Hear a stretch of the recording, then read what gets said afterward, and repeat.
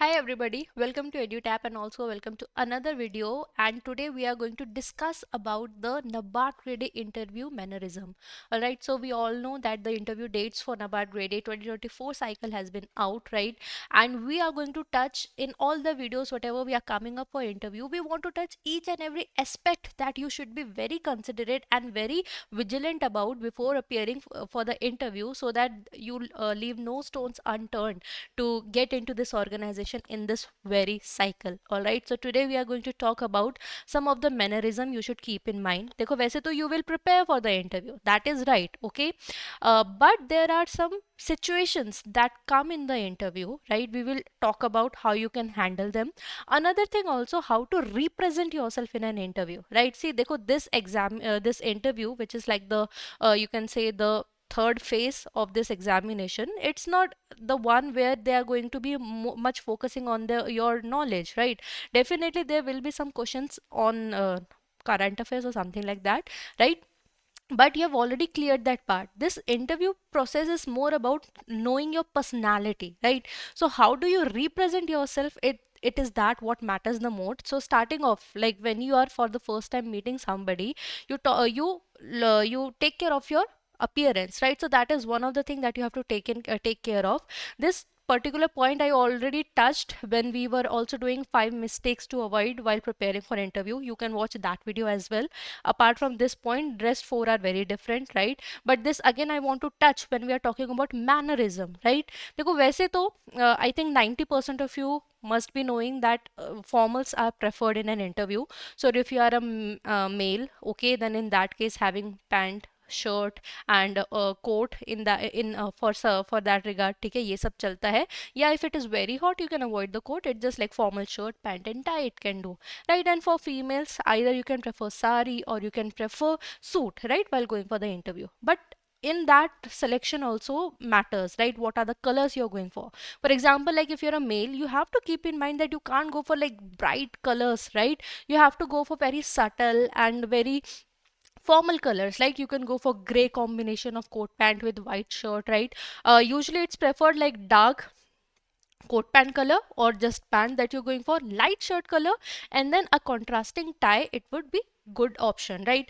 Other what people do, like for example they're going with shirt, if it is like not that hot, that cold weather, they prefer going for like these half sweaters, and then the shirts, they are all like folded up and everything. This has to be avoided. And for females also, they have to go for very very subtle colors. They can't go for like bright or multicolors, right? Even for suits also, and also like accessories, it's like a big no no, right? So even for the formal dress code that you have in your mind, you have to be very very thoughtful with the colors, with the combinations, with your appearance, right? In fact, male, what they do, they go for all formal, but they go for then sports shoes. That also has to be avoided, right? So the dress code for male, it's like for example the picture that you're looking on the screen, right? एक आपका dark color का, you have your coat pant, and then you have light color shirt, and then you have a contrasting tie with formal boots, formal belt, right? And for females, like going for formal monochrome colors, that is what it is preferred, with no accessories or एकदम minimalist accessories, right? Like for example, if you're wearing an earring, it has to be very like small tops like earring, like just a gold chain if you prefer, right? Otherwise everything has to be very very basic, ठीक है? Now coming to the second point, that is how to enter the interview hall, right? So first we talked about dress code, that is before entering, right? How you are presenting yourself. Now the second thing is how you enter. देखो see, वैसे तो like in many interviews, the assistant who is outside, who is calling your name out, right? It can be a peon or anybody, right? Those assistant will let you know if you don't have to knock, right? In many interviews you would be told that you don't have to knock, you can directly enter the room, right? If not, it's been said that knocking before entering, like don't wait for somebody to call you, but yes, just knock and then enter. That is said to be a good sign, okay?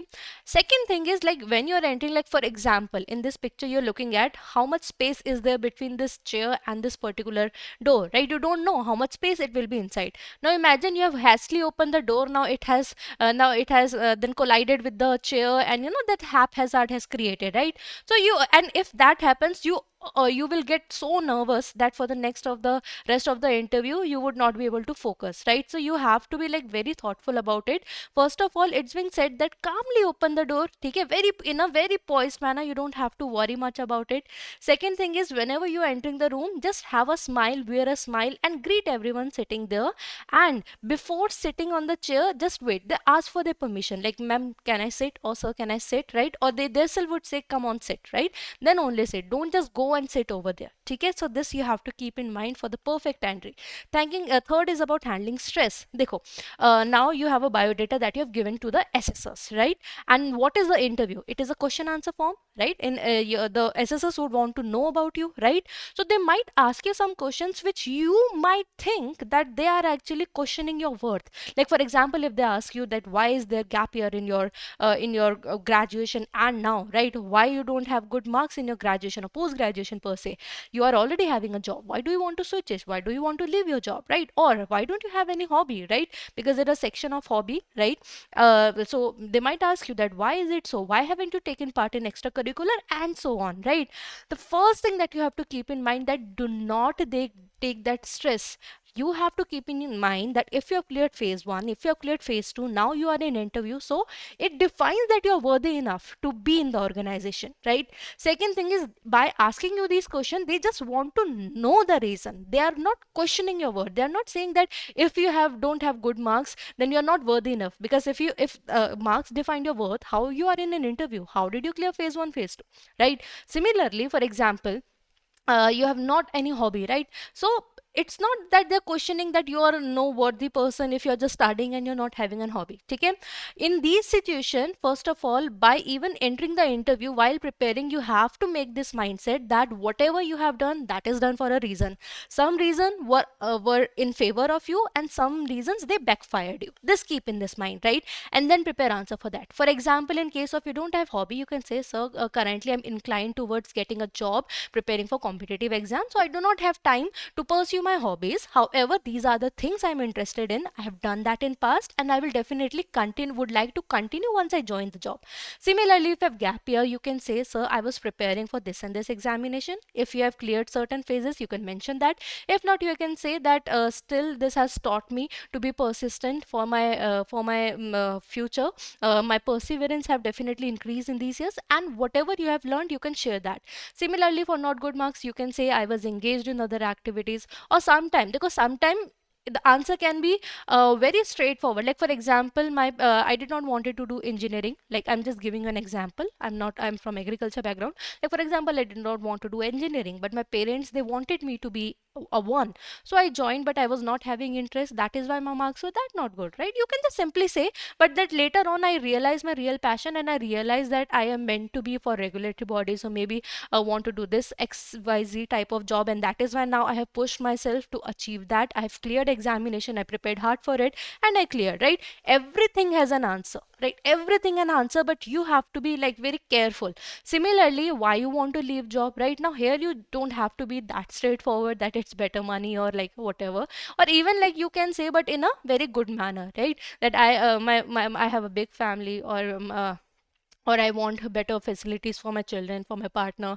That is why I would want a job which will serve a meaningful purpose, as well as it can help me financially, right? Anything you can add, right? Anything. Or you can say that how the aim, the vision that you have for yourself to have XYZ kind of future, and this organization is able me to provide it. My purpose was to, like for example, serve the country, serve the people, right? This would help me to achieve that goal, and all that thing, like whatever. The aim of touching this particular point is to let you understand that if they're asking you question, they are not questioning your self-worth.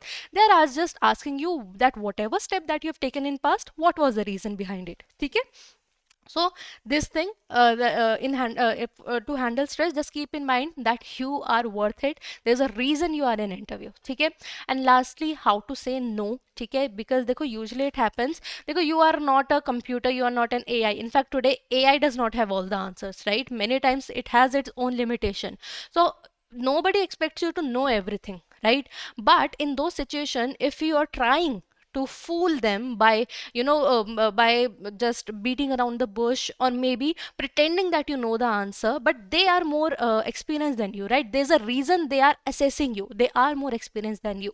So if you're trying to fool them, you're actually making fool of yourself, and this might have a negative impact on your result, right? So that is why there can be two reasons. Either you completely don't know that topic, or you know a little bit about it, but at that moment you're not actually able to get the complete answer for it, right? So in that situation, what you have to do, if you don't know completely, you can say, I'm really sorry sir, I don't have idea about this, but I will definitely read it afterwards.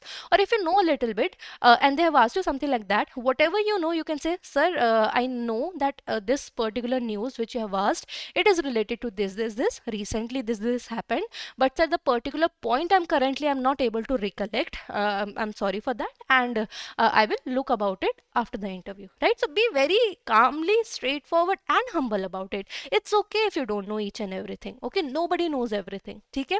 So if you don't know completely, just be upfront about it, okay? And also tell them that you are curious about it, and you will definitely read about it later on. And if you know a little bit, let them know that, okay, I know this news, but this particular point I cannot recollect at this moment, okay? So this will give an idea to them also, that you have an idea regarding this, but it happens, right, that you might not recollect it at that moment, right? And at the end, I want to say that EduTab has come up with the interview guidance program, which is free of cost, and all these points about the mannerism, how to fill the biodata, right? Having mock test conducted, so that you are prepared for what you're going to face during the interview. All these things we are providing free of cost. So if you want to join, you can enroll yourself to our interview guidance programs. That is all in this video. If you like the video, please subscribe to our YouTube channel, and you can also join our Telegram channel to get the PDF of this and every lecture that we provide here on YouTube. Ultimately, I want to say all the very best for the interview and for the very best for the exam. Thank you.